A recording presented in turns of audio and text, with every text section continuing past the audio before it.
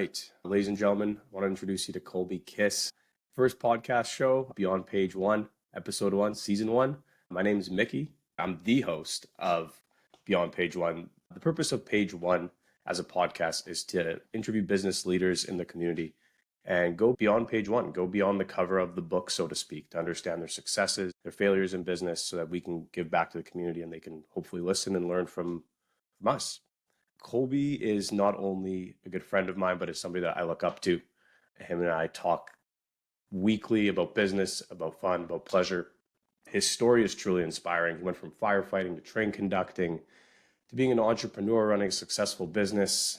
Really happy to have you here, Colby. Thanks for having me. What an intro. Awesome. Yeah, thanks, man. So tell us a little bit about what sparked your passion for the moving industry to begin with. I had jumped around a few different jobs, and it wasn't, you mentioned I was firefighting and then also doing some train conducting there, and it wasn't my thing. Weren't the industries I wanted to be in. Didn't really like how management worked in those job scenarios there. And it led me to being laid off with CN and willing to hunt at I would say a bit of an older age where some of my friends were figuring out their careers. And I met my co-owner and we dove in. He owned a storage facility, got the idea to start a moving company with it. And was lucky to have him. And I guess that's, and just seeing an industry that was very dated could use some help, and the clients could use some help as well with bringing in some newer and fresher blood and newer ideas as well.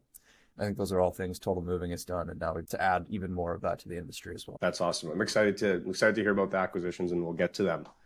When thinking about the Winnipeg moving landscape, I've used it before and I've had bad experience, and I've also used you guys and I've had great experience. So when it comes to the Winnipeg moving landscape, it seems really bustling in terms of data and then new people coming on the scene. So what void did you identify when you guys created that company?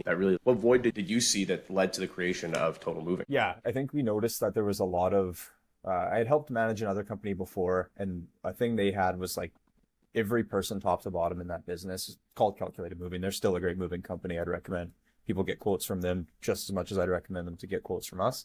Quick shout out. I like it. Hey, it's all love. I love the people that continue to work with us, regardless if they're competition.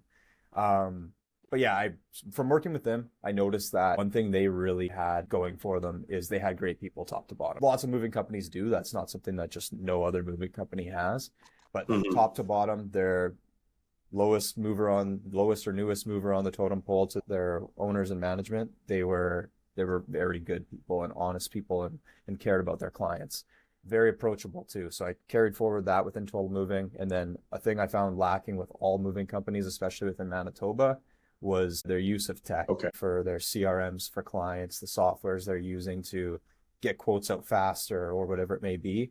And I think those two things coincided so well together to start Total Moving that it's really helped us grow immensely and quickly. And then besides that, I'd say we found some niche opportunities for clients, that's business to business clients that people weren't necessarily reaching out to. We did lots of work with property management when we started, even some restoration companies where maybe moving companies don't think of these clients to reach out to. And we found very great work with them, and whether it be their tenants or their clients, it worked really well. Yeah, I remember when I got a quote from you guys and I filled everything out through your site, through the system that you use. It was really cool and super easy to use. You select how many beds you have, the size of them, the mattress, dressers, and it just instantly spits out a quote. And then the follow-up was really good too. It might be automated, maybe I don't know if it was automated or not, but it made me really feel that exactly what you're talking about, exactly how much time it's going to take, whether it's the kilometers to drive from your office to my place and back to my new place. Like, it was seamless. It was really cool. So good on you for introducing that. Yeah, for completely incorrect information from the customer, but in most cases, those customers are understanding that they were in a rush to get it set up, and we figure it out on the go. That's what we have to do in this industry. But no, our follow-ups aren't automated as well. We want to keep a personal touch to it.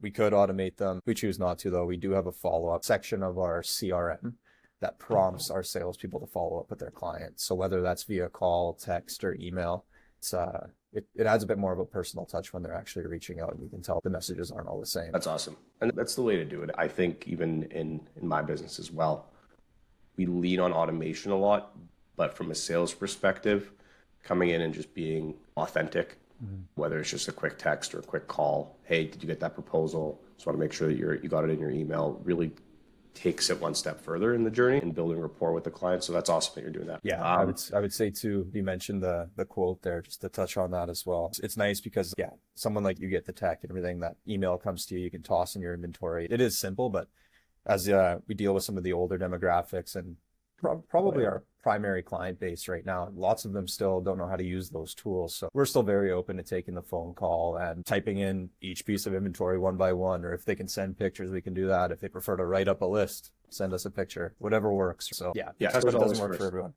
Yeah, customers always first. I like that. Yeah. With growth comes complexity, right? I've experienced it. I'm sure you're experiencing it.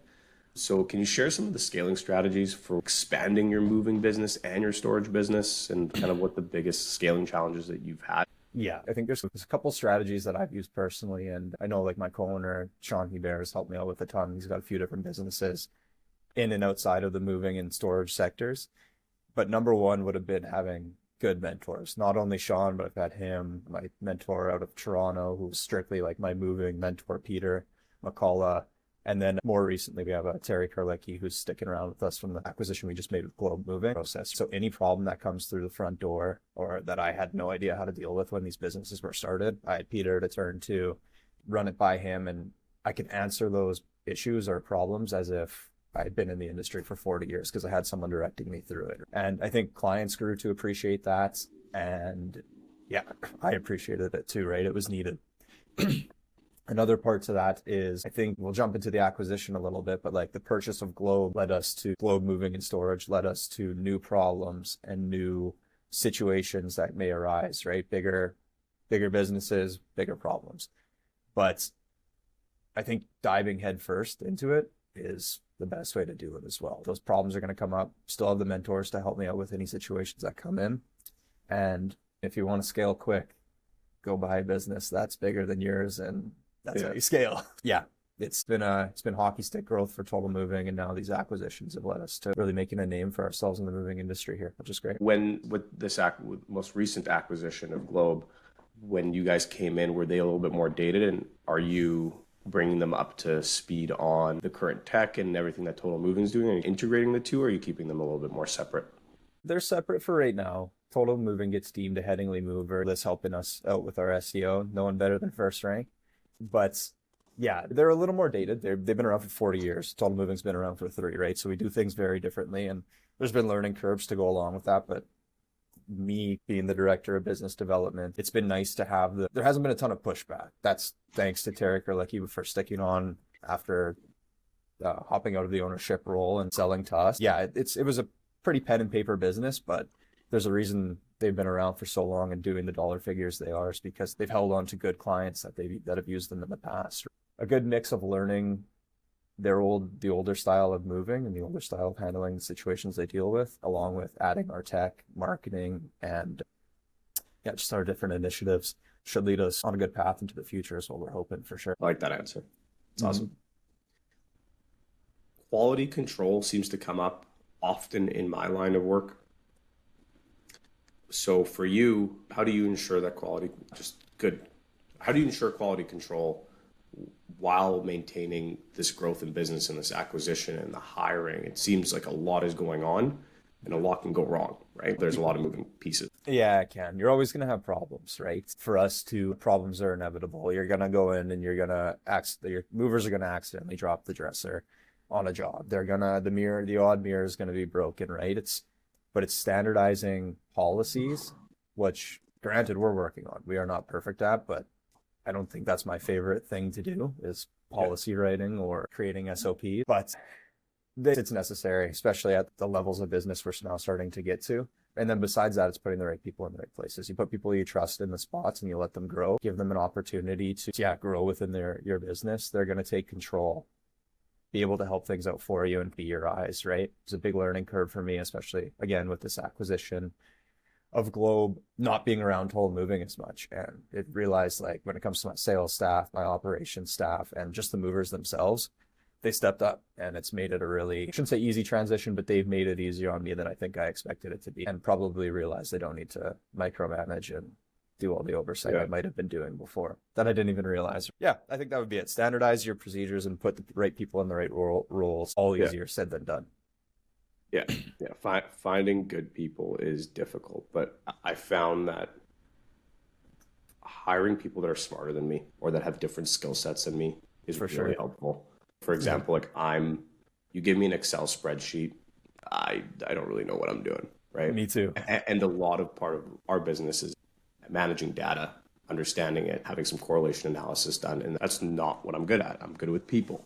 So hiring the right type of people to come in and help me with my weaknesses, and then it builds on our business. So I can definitely see where you're coming from with that. There's a lot of misconceptions that people have for the movers and the moving industry as a whole. What are some common misconceptions that people may have when hiring a moving company? Well, probably still lingers that we're all crooks, eh? Like we're all just trying to take your stuff and you're never going to see it again. And then we're going to upcharge you. And yeah, I don't think, or like you're going to come in and they're going to damage everything, right? That might happen if you don't do your due diligence. And I always reference saying like you got to be careful if you're hiring like a Kijiji mover or something like that. But there's Kijiji movers out there that I'm sure are good too, right? Do your due diligence. And yeah, they're not all crooks. 75% of the people, there is, what am I trying to say? There's probably more, I don't know what the term I should use would be, sketchy people in this industry than some other ones. It is like an industry where you can get fly-by-night movers, or people can start a business tomorrow with this, right? There's not a ton of, technically there's not a ton of skilled labor to it, but there is, if you're hiring the right company. So I would say you want to do your due diligence on who you're hiring. You want to make sure that person friendly from the first phone call. For the salespeople, that trust me, that goes top to bottom. And don't be afraid to ask them certain questions, like what's going to happen if something does break on my move. That's a good one to put the salesman on the spot so that you get a good answer. And if you don't get a good answer, it's probably a sign you shouldn't use that moving company. Yeah, if it's any client, I'd say do their due diligence. And yeah, we're not all crooks. People are genuinely trying to show up and not break your stuff and move it in the most respectful manner. Yeah, so it sounds to me that doing the due diligence, looking at the website, whatever it is, the reviews.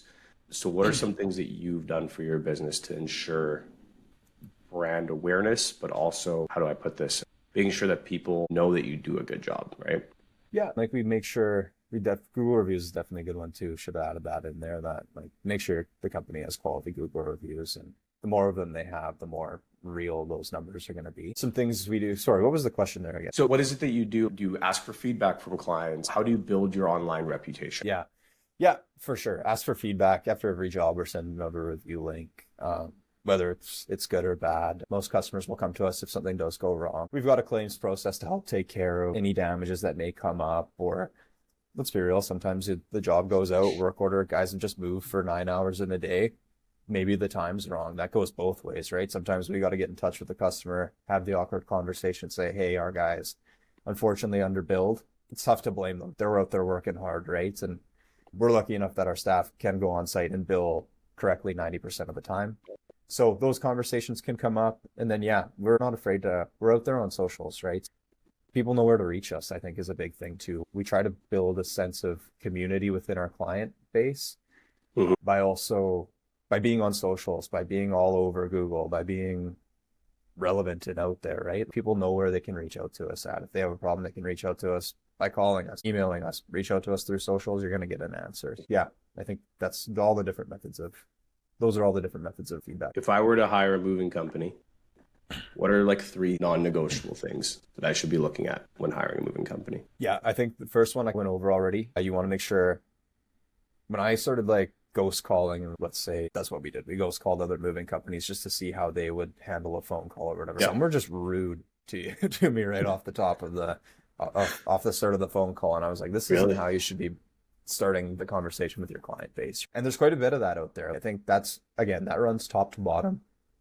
So if you're going to get someone rude on the phone, there's a good chance they're going to show up, and the movers are going to show up and they might be rude to you in person too, right? So you want to be careful of that. Another thing I check is the social proofing aspect. Company is on socials. Are they hiding, or are they a pretty out there company?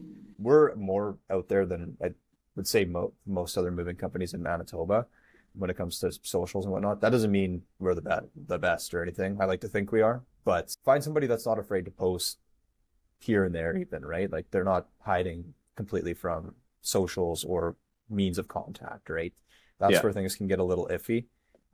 Check Google reviews, and then actually I think I went over all of these already, but yeah, definitely look into. Don't be afraid to ask tough questions off this initial phone call. Ask about how they're going to handle damages. Ask about if this quote runs long, what happens? Am I going to get charged? You're quoting me at 7 hours. If it runs 10 because I forget to add some stuff, am I going to be charged overtime? Yeah, get all the answers you need right off the hop. I think people are hesitant and scared to ask because of the cliches that follow the moving industry, but you want to know the answers to the questions right away, and there's no confusion then. Yeah, 100%. I think the social proof is a huge part of it. Absolutely. Yeah, like even myself, after I work with a client for a certain amount of time and I know they're happy, it's, hey, just leave me a review, give me a referral, whatever it is, to continue to build that relationship. Because if you do good work for somebody, oftentimes they're happy to share it. Mm-hmm. But they just ask, simple as asking the question, right? I think it's a little bit off topic, but another side of this too is like few business groups I've been to with speakers and marketing and whatnot as well. It's not so much even just like the social proofing side for social media. Like social media is now, it's transactional, right? Everybody goes and they buy their clothes off an ad they see from Facebook or something like that. Right? Yeah. So for us, we need to be on top of this, because though the moving industry is dated and it's probably not as transactionable as, again, buying a t-shirt or something offline right now for the moving industry, it's going to be. So we want to be ahead of the game there, or the company that people know when they go to book that move and they're finding our Instagram as opposed to looking us up on Google or looking up Winnipeg's best mover. To me, that's the future. And if we can do it organically right now, as opposed to, this is a little off topic, but as opposed to, waiting and trying to figure it all out when people are strictly buying off of TikTok, Instagram, or whatever it may be, then that's why we're on there, along with providing that community for our client base. Yeah, that's really interesting, because I'm from the world of direct response marketing, where it's all about Google. Oh, it's still king. And I don't take into consideration a lot of the social platforms where you can buy and sell something on Facebook, on Instagram, whatever, through ads. Do you guys get a decent amount of leads or have closed business from social media? Does anyone ever come in through your Instagram and, hey, saw your guys' ad or saw your story or whatever, would really be interested in getting a quote from you, here's my number? Does that happen? It's not as relevant right now. Again, for us, it's not as relevant for the moving industry as it is for someone buying a t-shirt, but it is starting to go that way, and you see it more and more, especially me being a younger business owner. Like, it's lots of people reaching out to my personal Instagram. I find even more so than our business Instagram or Facebook, it's my personal where I get the message, because people associate the brand with myself as of right now. But yeah, I think it might not even be Instagram or TikTok by the time this actually comes to fruition for the moving company. It might be some new app, because it might be 10 to 20 years away. Yeah, some AI thing where you're talking to it. I have no idea. but yeah, I think it's important. And don't worry, Mickey, Google is still king, and I think it's got a long time to be king. I can still pay my bills then. Good. Yeah. Will you say that socials don't impact what we've learned from you guys? Like, social medias don't necessarily impact our Google SEO, right? Yeah, there isn't a direct correlation to having social media. Yeah, there's an indirect benefit. For example, you post something on your story, they hop onto your page, and then from your Instagram page, they'll go to your website. Once they're on your website, if they start interacting with the content, they fill out a form, that's a good signal for Google. But Google doesn't know that they came necessarily from the social to your website. So there's no bridge there, which is often the misconception. People think, oh, like I need to build up my social media presence, it's going to help me rank. Not necessarily. Yeah. The way, sorry, go ahead. No, go ahead. Yeah, no, the way I would see it is, like, I would say, let's say 70% of our client base comes through Google ads, all these different streams of advertising through Google, or just organic through the help of you guys at First Rank. But for us, I think that's the part of it where it's, okay, we're like 95% sure we're going to hire this company based off the first phone call and finding them on Google. So then it maybe turns into, do they have a social media account? If I was the customer, I would look at that, right? Especially for something as big as moving my personal items. So that's where I think there are those indirect lines where maybe, like, you'll never find a way to confirm that's, because they'll tell you they found you on Google as opposed to socials. So and they did, but maybe it's the social media that takes them that led them to go to Google. That's why we put time in. Exactly. Or vice versa. They found it after Google, right? That's why we put time into all of those. different Yeah. methods of lead building, lead generation, Yeah. building that This community. isn't really like a marketing podcast, but there's a lot of things that Oh yeah, here we go. we could talk about that we do that's really cool. Like a lot of stuff that I've seen where it's like people interact with your ad, right? And then they go to a completely different website. They'll be scrolling on Kijiji and there's a banner or display ad of Total Moving. So it's Yeah. always keeping it in the forefront. But back to social media for a second. Sure. You guys are quite active on social media. I follow you on social media. Some of the content that you put out is some of it's educational, some of it's hilarious. Like you have your guys doing push-ups and plank challenges. Who's driving that content? It's myself a bit. Like I'm coming up with ideas. I'm like nowadays, like the managing of people, I have a lot less time for it, which kind of sucks because it's probably one of my favorite things to do within business. And as things level out and we begin to like, again, standardize these businesses, I'll probably delve back into it more. But I got to give the credit to our marketing manager, it's Colin. He's amazing. He takes care of it for us. He's coming up with the majority of the ideas. He put my ugly mug on camera and make them work. But yeah, and credit to our guys too. Actually, I shouldn't just give credit to Colin. Like they're willing to pop in a picture for us. They're willing to like, oh yeah, I'll put a GoPro on. Something new we're trying here is I'll put a GoPro on and show a whole move, and we'll cut it into a minute. And yeah, like neat stuff like that. You get some employees that don't want to do that, and that's fine. You can be a great employee and not want to do social media, but we've been lucky at Total Moving with a bit of a younger client or employee base that they want to be a part of it and they like it. So the random little push-up challenges, playing trivia challenges that we're doing, it's nice that it's enjoyed because they're not fun if everyone's in a downer mood for them. So we got some other stuff coming up. I'll give a sneak peek. I'm excited to see it, man. I always love seeing your content. And honestly, it gives me ideas for content for us too. So it's perfect. Yeah, there you go. Steal it all, man. Steal it all. It's easy, right? Like people think you got to come up with all these new ideas. Like for instance, we just filmed a Total Moving spelling bee, which was hilarious. I was out in the first round. I'll give you the sneak peek teaser there. I couldn't spell. I can't remember what the word was, but it's embarrassing. Being able to put yourself out there. And yeah, we got that idea from, I think it was Barstool I saw it on, where they took 30 of their staff and put them in a spelling bee. And it's like, we got to do this on an off day where we're not as busy for Total Moving. And the guys ate it up. It was awesome when we filmed those 3 pieces of content. I was walking around with my staff and we had just gone through a crazy, I think it was December month end, somewhere around there. Yeah. And it was nice everyone was a little down, everyone's busy, beat up from all the moving. We had this slow day and we did this filming and everyone was so like, it's nice to hear, oh, this is the best day of work I've ever had. Like, this is so fun, buzzing around the office. And it's a little chaotic when it's fun. Those are the days that you live for, right? Moving's fun, but it's not always as fun as that stuff. Yeah, no, it keeps excitement and it keeps people engaged. It makes it a fun work environment too, the culture of it. That's right. Cool. One of the last questions I have here is favorite client story. Do you have somebody? Lots of great clients. Like some of our B2B business, like I want to do work with people I like doing work with. And in general, I think that's everyone's goal, is to get to a point where they are working with only people they like. Yeah, it's when it comes to, I guess I won't name like businesses we work with, but there's a few where it's just they're great people. And it's like when I see them out at business events, or if I'm taking them out to a Jet game or dinner or something, I actually enjoy my time with them and the stories they tell me and what's going on in their lives. So that's nice to have on a residential level. I had one client specific that has always stuck out, and I hadn't really thought about it in a year and a half. This guy's name was Leon Johnson, and he lived in this like mansion house. We had started our company like 2 weeks ago, and somehow he found us on Google or heard our name, and he was like in his 70s, and so he's, hey, can you come provide a quote? And I'm like, oh, we're trying to do this like online thing. And I was naive, thinking quote every job online and never have to show up to a house. And then I walked in the doors of his place for this quote, and yeah, this guy's got a crazy amount of stuff, but like he wasn't a hoarder or anything. He just had crazy amounts of stuff because his house was so big and everything. And I'm like, oh boy, like at this point we were only running like a little 16-foot truck. I'm like, I am in over my head on this one, but this was the nicest man ever.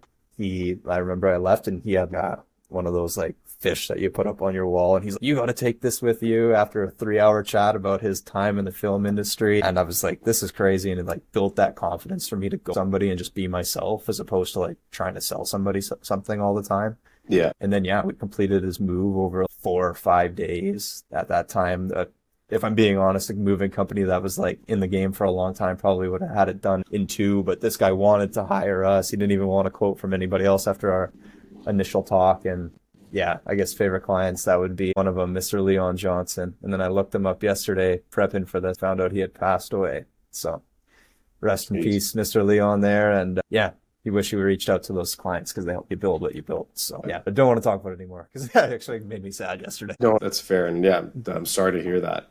Yeah. It's interesting how people come in our lives in such a small manner, especially like just a client. He just moved his stuff. You had a really good chat with him, but he left such a big impact on you. And he just like right place, right time, met him. That's right. And did a good job for him, got good feedback from him, and instilled a lot of confidence to be where you are today. Yeah, for sure. It's really cool just to look back at it and think, okay, don't take for granted the one client that you had, or even the asshole client that you have sometimes, right? They'll teach you something. It's the next one great.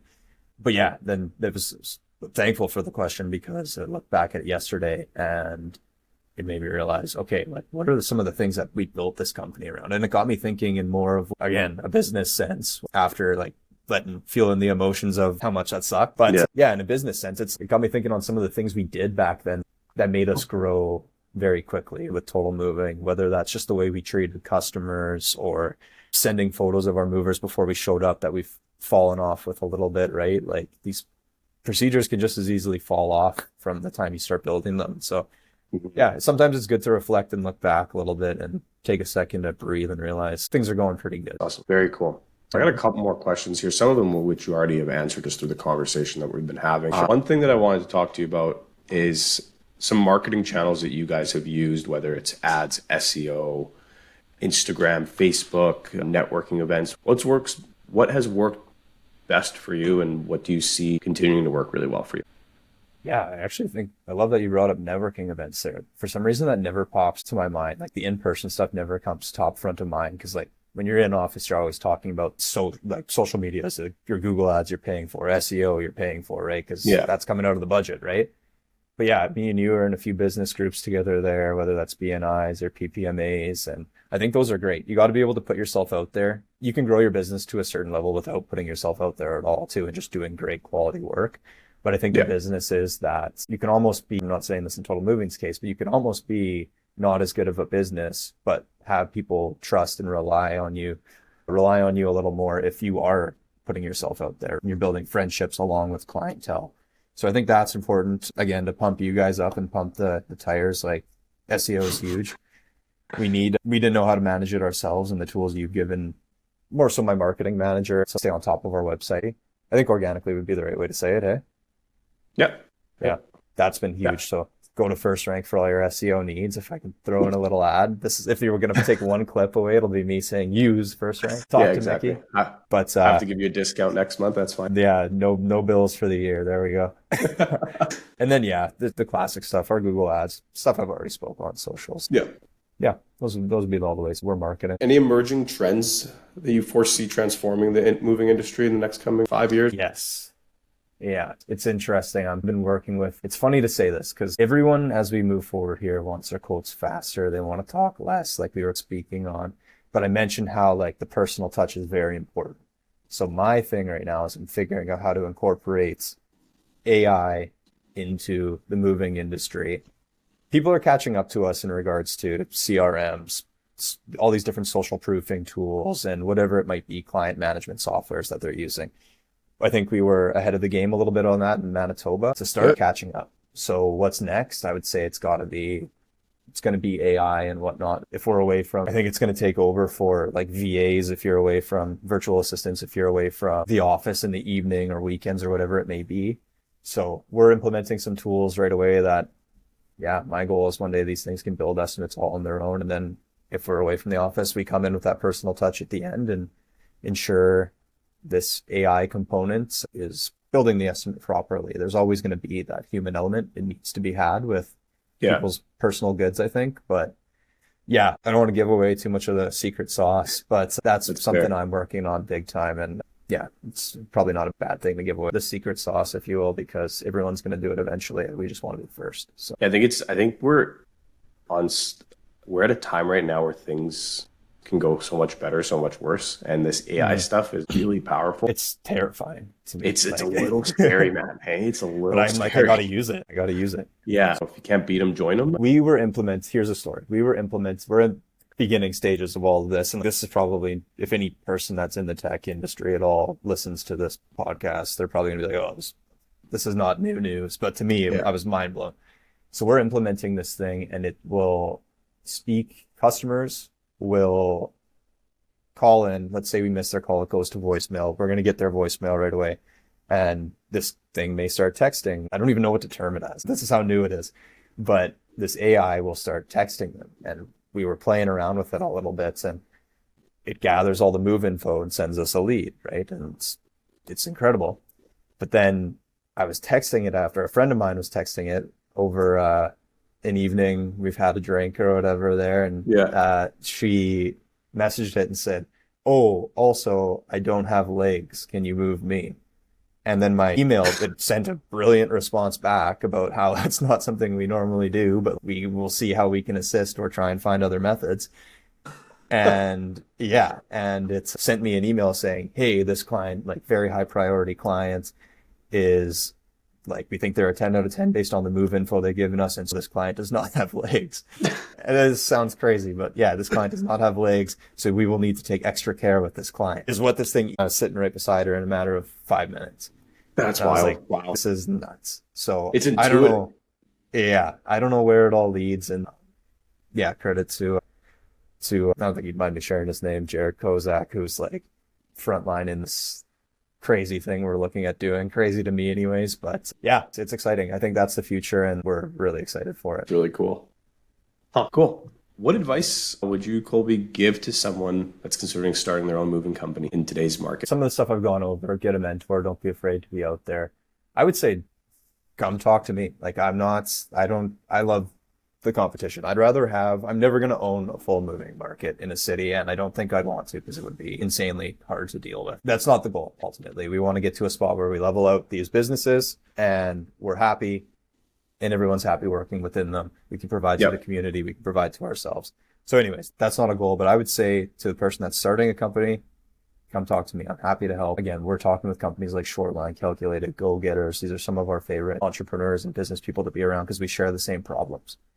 Yeah, if you want to get insight, if you want to know how to build the business, talk to people that are in it, whether it's me or the owners of these other companies in the city or other cities. Everyone's got the same problems, and the quickest way to figure them out is by dealing with people that have experienced them already. Cool. If there's any movers that are going to be listening to this, reach out to your boy Colby Kiss. He'll tell you how to take over. And I'll consult you for a very cheap $1 fee. No, that's not and then you'll buy them out. Yeah, sure. First couple of meetings are on the house, and then we see where it goes from there. All right, man. Basically, pretty much done. Just going to do some rapid questions for you, and then we'll call it a day. Mornings or late nights? Mornings or late nights. I used to be a late night guy. Definitely mornings now. I like my 6, 7 a.m.s getting up with Vanessa, my wonderful girlfriend, and having a coffee and getting to the gym. That's the way to do it. Awesome. If there was a movie made about you, what genre would it be? No, that's messed up. I don't know. I was always a class clown growing up and everything. I say horror because it's my favorite genre, but that's a weird answer to that question. I don't know, probably some kind of comedy or something. I don't know. I don't take things too serious. But I could see that. I wouldn't say horror. It'd be a movie on a few of me and your nights out. It'd be a comedy for sure. It would be a comedy, that's for sure. Tea or coffee? What are you drinking? A little bit of both. Not a huge coffee guy, but like my favorite thing to do is go hit these coffee shops around the city. Like, there's no better thing to do than go try a new coffee shop on a business meeting. But yeah, I live over in the St. Boniface area, so there's tons of good ones down that strip. Hate coffee, but love a good espresso martini. Hey. Sometimes. I'm not a big espresso martini guy. Come on, Mickey. I know. Cool, man. I think that's pretty much it. I want to thank you for your time today. Super excited to have the opportunity to talk to you. For our listeners, we'll be tagging Colby and Total Moving and all this, so you guys can give him a follow along and see his journey. If you have any questions, I'll put his contact info in it as well. And as always, thank you for listening. Thank you for coming. Colby, appreciate your time. I appreciate everything that you're doing in Winnipeg and the community. Thank you.